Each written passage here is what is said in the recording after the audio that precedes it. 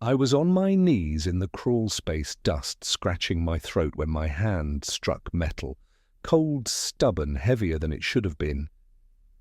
I dragged it out into the half-light of the cabin's kitchen, brushing away cobwebs until I saw the brass corners, dented and dulled like an old fighter's brow. The strongbox.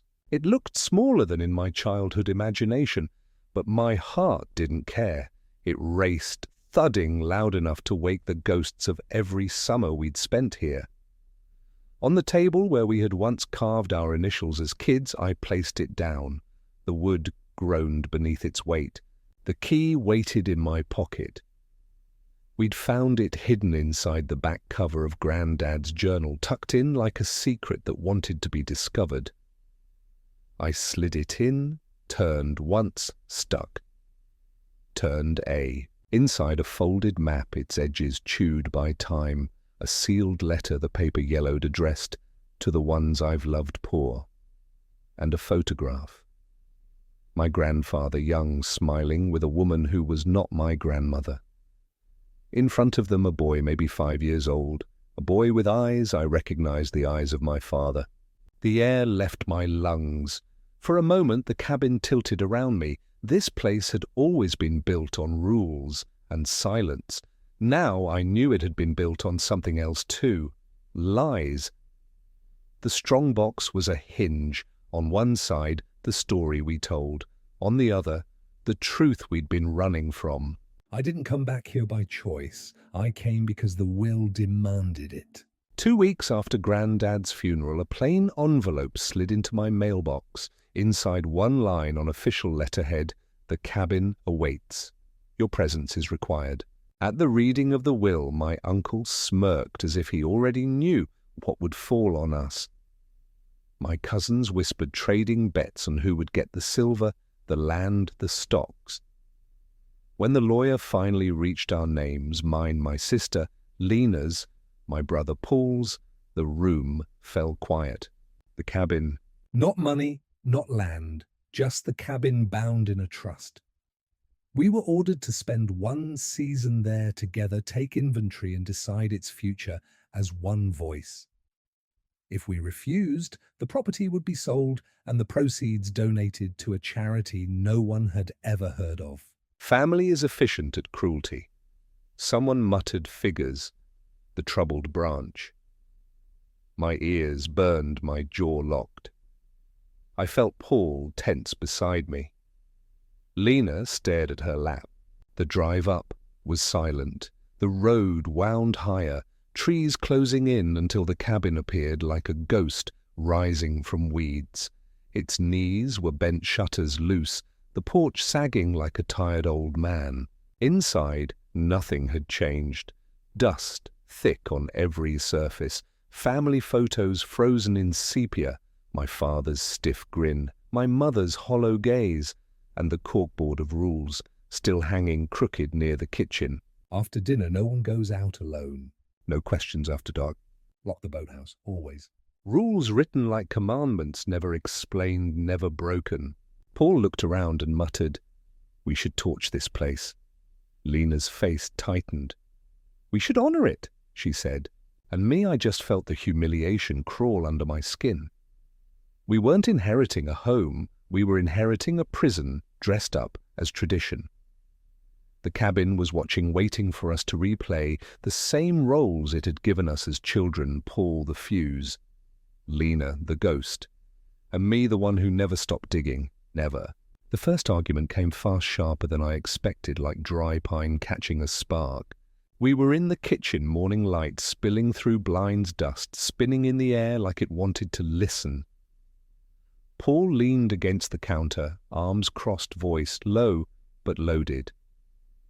"This place is a curse," he said. "Sell it, cash out, end the season. We don't owe anyone a shrine." Lena, standing at the stove with a pot she wasn't even cooking in, stirred slowly. Her voice was soft, but it carried weight. "You think selling fixes anything? This is our family's history. It deserves to stay." Paul barked a bitter laugh. "History? You mean secrets. Rules no one explained. Summers we spent tiptoeing around Dad's silence.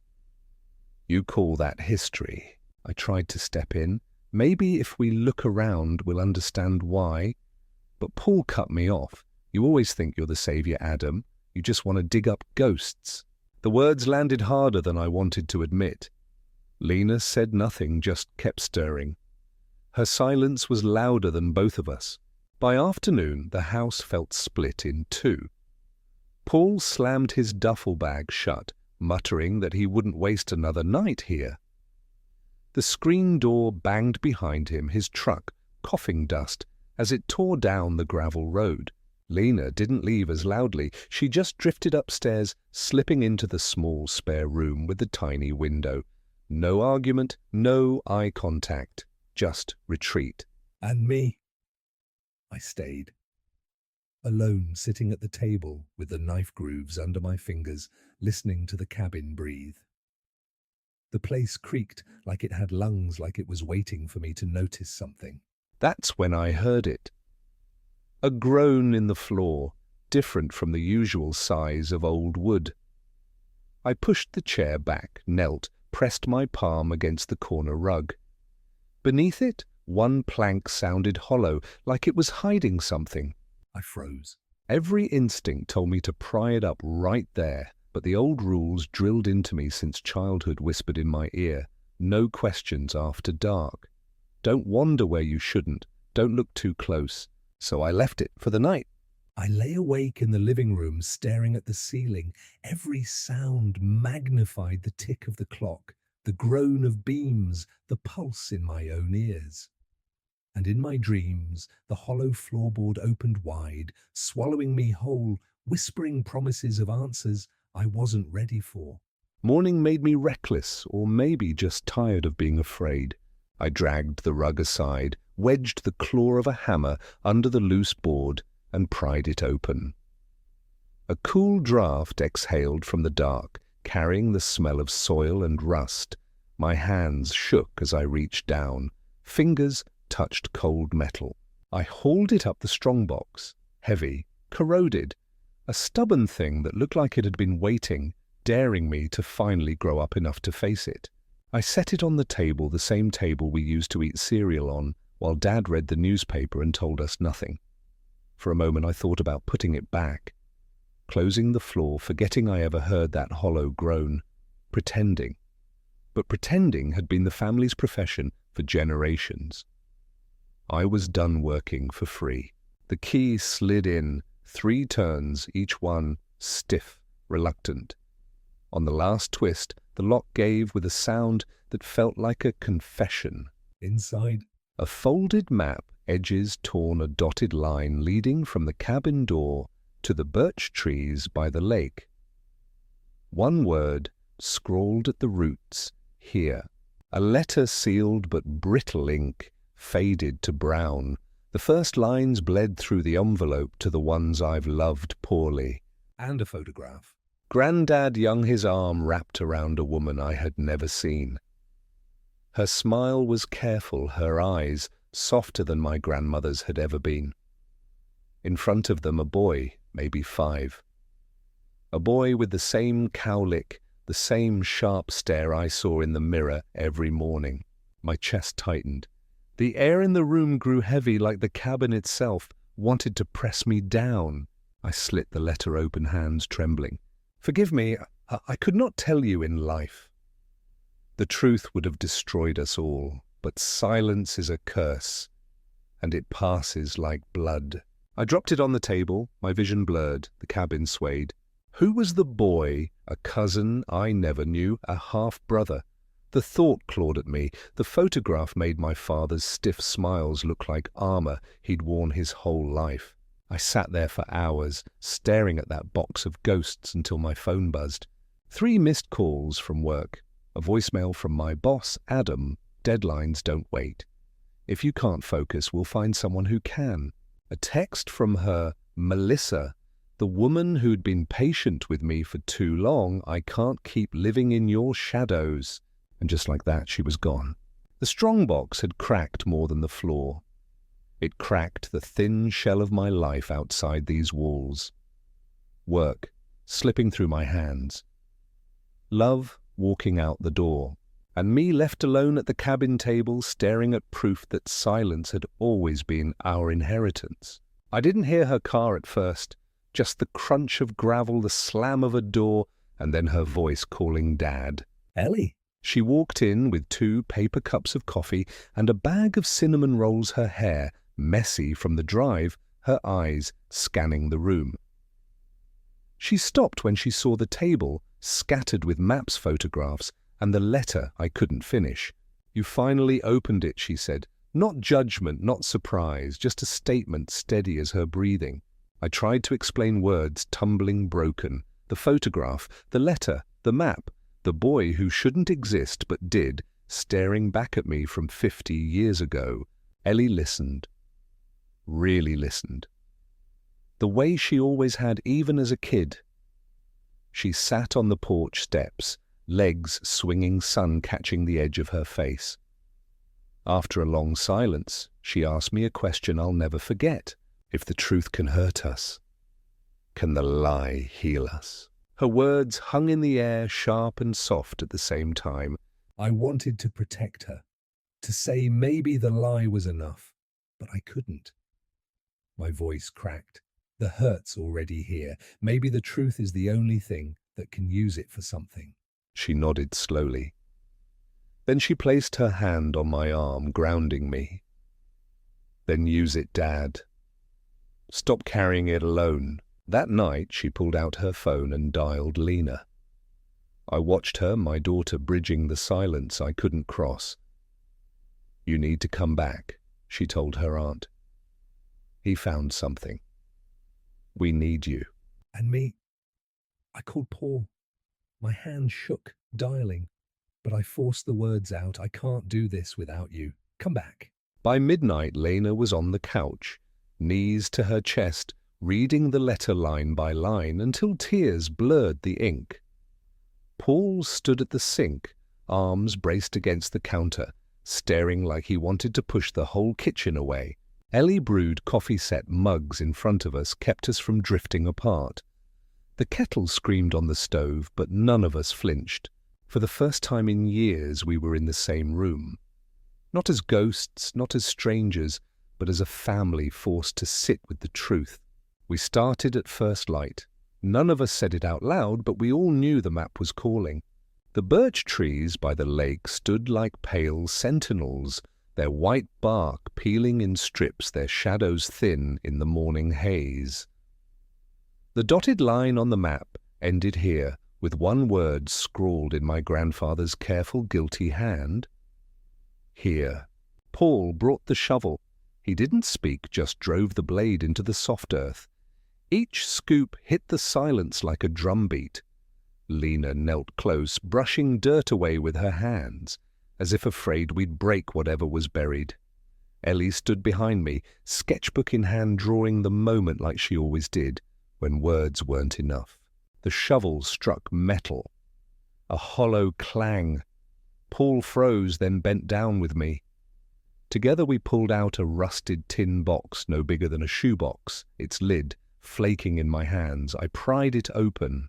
Inside, letters tied with twine, corners worn thin, a lock of hair ribbon faded to almost white. Photographs. We carried it back to the cabin, placed it on the same table where the strong box still sat like a warning. Rules were made, quickly, instinctively. We would read the letters aloud. No one would leave the room. No interruptions, no shouting. Everyone had the right to cry. Lena started. Her voice shook at first, but steadied. The letters spoke of stolen afternoons, of promises whispered in the woods, of a child born in silence. Paul read next, his voice sharp, almost angry, but it softened as he went.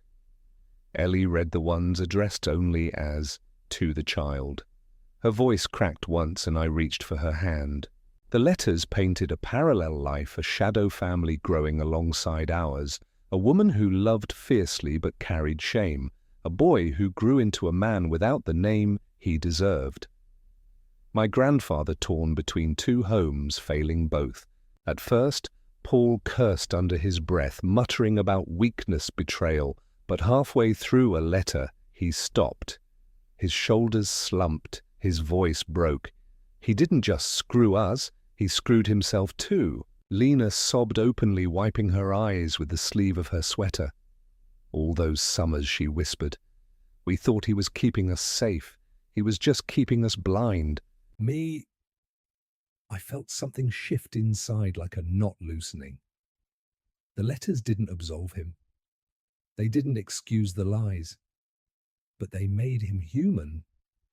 A man who loved wrongly, hid cowardly, but still loved. We spent hours there, reading, crying, arguing, falling quiet. At one point, Ellie took a sheet of paper and drew the lake from memory, marking the spots where each of us had broken down. She taped it to the wall like a map of our grief. By dusk, the air in the cabin felt different, lighter. We hadn't forgiven everything, not yet, but for the first time we weren't carrying it alone. We were carrying it together. The map didn't just end at the birch trees. On the back, scrawled in faint pencil, was an address, a small town an hour east, a street name, a house number. For 2 days we argued, should we go, should we leave the past where it lay? Paul said chasing ghosts would only rip us open deeper. Lena said not knowing was already killing us. I just stared at that slip of paper, knowing the choice had already been made the moment we unearthed the box. We drove in silence, the three of us and Ellie, down roads lined with bare trees and half-forgotten farms. When we turned onto that quiet street, I swear my chest tightened until I could barely breathe. The house was small white shutters, wind chimes tinkling in the breeze. A garden out front, neat but humble. When the door opened, time collapsed. She stood there, the woman from the photographs. Older now, hair silver lines etched deep in her face, but her eyes were the same. Behind her, a man. Late 30s, maybe. Strong shoulders, familiar jawline and eyes. My father's eyes, but without the distance. We introduced ourselves, stumbling over words that felt too big for our mouths. Names first, then the truth. Her hand flew to her lips, tears welling. The man just stared, his face a storm of shock and recognition. Inside, we sat at her kitchen table, another scarred, lived-in table like ours. Coffee mugs, rings on the wood, the smell of fresh bread. She told us everything. The love that had started wrong but burned too bright to snuff out. The child born in secret. The summers of silence, money sent in envelopes, promises broken. How our grandfather had tried to be two men and ended up being neither. How the family, our family, had threatened her, forced her to leave, made him choose. Her voice cracked. I never hated him, she said. I hated the silence, the pretending. He thought he was protecting you, but he was only passing down the curse. We listened. Paul clenched his fists until his knuckles went white. Lena wept openly. Ellie sat between us, a bridge, her hand gripping mine. Then the man, our brother, though it felt impossible to say, finally spoke. I thought about finding you, he admitted, his voice steady but soft. But I didn't want to knock on your door like a wrecking ball. I wanted to ring a bell, be welcomed in. He smiled, careful, almost shy. And in that smile I saw the piece of family we'd been missing without even knowing it. That night, back at the cabin, we didn't read any more letters. We didn't need to. Instead, we lit a fire outside, placed the last unsent letter in the flames, and watched it curl into smoke. Lena whispered, "We are not obligated to keep carrying this." The wind carried the ash over the lake, scattering it like the silence that had haunted us for generations. And for the first time I felt something I didn't recognize at first. Peace. Winter returned before we knew it, and still we kept coming back to the cabin. Weekends at first, then longer stays until the place felt less like an inheritance and more like a choice. Paul fixed the porch step, that had complained our whole childhood.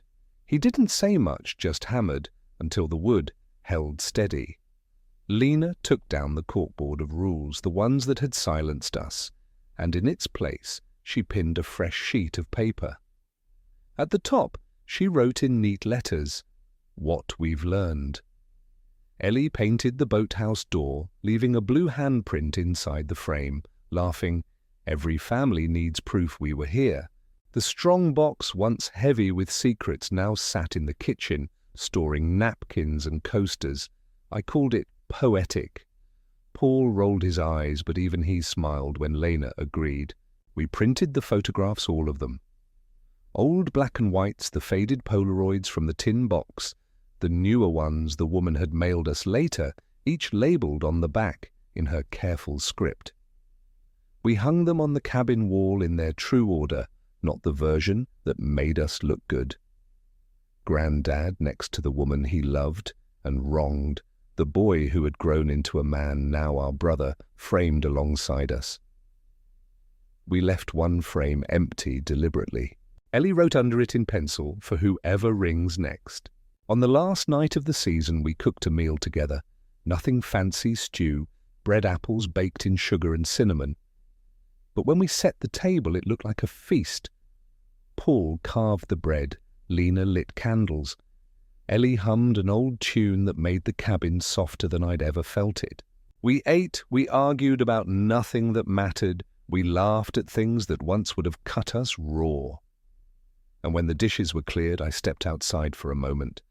The lake was frozen, the birch trees pale in the moonlight. Behind me the cabin glowed warm, its door wide open, laughter spilling into the night. I stood there breathing in cold air that didn't sting the way it used to, and I realized this was the ending Grandad had never written, the one silence had stolen from him. We had written it ourselves. When I went back inside, I looked at them, my brother, my sister, my daughter, and I said the only words that mattered. We finally learned to love with the door open. This time the wind didn't slam it shut.